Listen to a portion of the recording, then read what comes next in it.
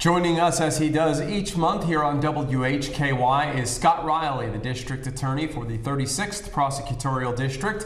That's Catawba, Burke, and Caldwell counties. Thank you so much for joining us. It's actually been a while.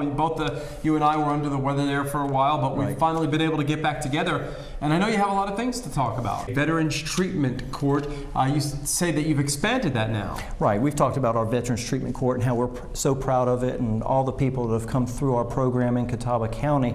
One of the unfortunate things was it was only limited to residents of Catawba County, and of course my district is Burke, Caldwell, in Catawba County.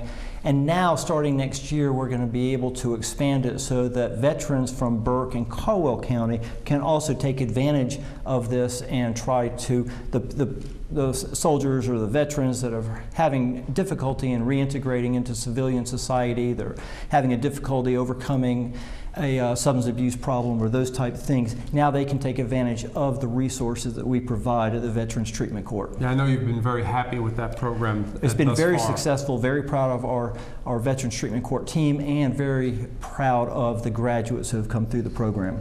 There have been some recent convictions on another subject related to death by distribution. I know we had one in the news just very recently here on WHKY. Talk a little bit about that. I know you wanted to give us an update as far as the death by distribution penalties. Right. We're trying to do everything we can to stop the devastating effects that fentanyl and some of these drugs that are coming into our counties are having on our young people especially.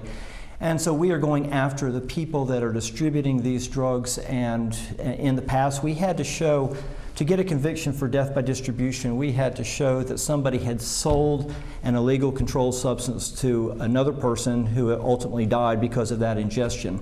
It's very difficult sometimes to prove a sale, so now all we have to do, because of this change in the law, now all we have to do is prove that a defendant gives, doesn't have to be a sale, just gives a controlled substance to a person who ingested that and then ultimately died.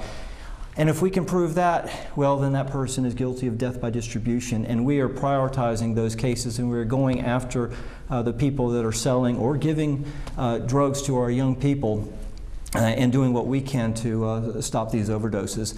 Law enforcement is treating every overdose now like a homicide.